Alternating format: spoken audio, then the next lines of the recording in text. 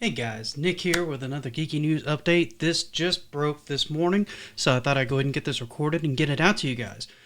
Two things came up. Well, one's not as new, and one is quite new.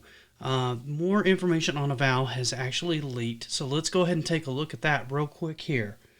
So if we go ahead and take a look here, you can see that they've listed that it's a fully open world, much larger than Skyrim.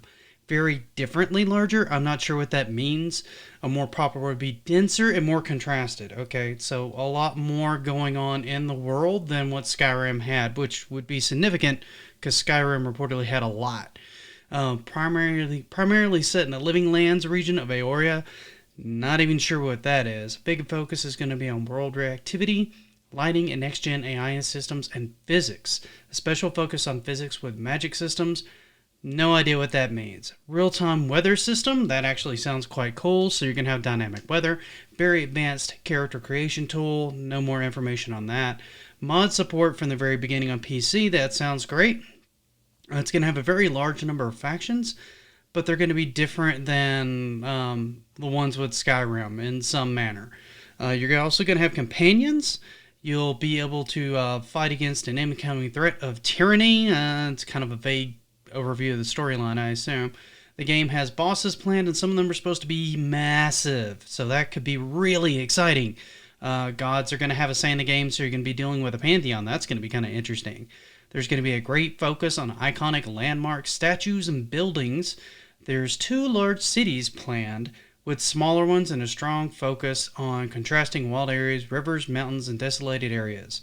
And yes, you'll be able to swim. Fully respecting PoE creatures lore with new additions, dynamic presentation of dialogue. The idea for now is that you can kill everyone in the game. So they're wanting to go with kind of more of a Skyrim slash Fallout idea of you can either do a genocide run or you can, play nice. It looks like there's going to be around 100 people on the project right now, which actually sounds kind of small to me. I don't know a lot about dev cycles, but this seems kind of tiny for something this big. They're going to ramp that team up a little bit more, but the early release date looks like it's going to be somewhere around like 2022 to 2023. A lot of this can still change. This is still pretty early in development, but I thought it was pretty damn interesting, and I thought you guys deserved to know about it, so I thought I'd go ahead and bring it to you. The other thing that I had this morning that kind of broke over the last day or two is Halo's only going to launch with 2-player local multiplayer, which is kind of odd. I had heard over the weekend as well that ray tracing is not going to be in the game at launch. That's going to be added later. That's not good. And yet they're surprised that they're getting a negative reaction on the demo and the way they presented it. I honestly, guys, why? Why are you surprised?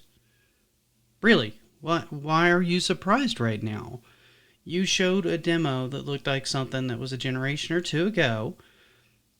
You reportedly only have 2-player local multiplayer at launch, and that may be all you support. A lot of the older Halos supported 4 local. You're not adding ray tracing in from the very beginning, and other rumors are that multiplayer won't even be included at launch. How can you not expect some negative feedback on this, guys? I mean, let's be realistic. I understand we're all in a crunch, and things are tight, and things are tough, but that's bonkers, guys, to think that you're not going to have any kind of backlash with all this coming out of the woodwork. I get that you need to meet a launch date, and I get that you're an important title for the Microsoft name brand, but don't expect not to get any flack when you're removing feature sets like this and saying you're going to add it later. That's just ridiculous. But that's just a quick news update for you guys. I'm going to try to start getting this out as things kind of like launch or hit, rather than waiting to the end of the week and just doing one news dump. I think it's a little more on point, and I think you guys will enjoy having the information sooner rather than finding it out later. Anyway, that's my spiel for right now. Hopefully you guys enjoyed it. If you enjoyed this, please like and subscribe. Smash the notification bell. That way you know whenever I launch anything out. I'm going to try to stay on top of this stuff, so you'll probably miss some important news updates or hear them later than everybody else if you don't subscribe. So, thank you once again for watching, and have a great day.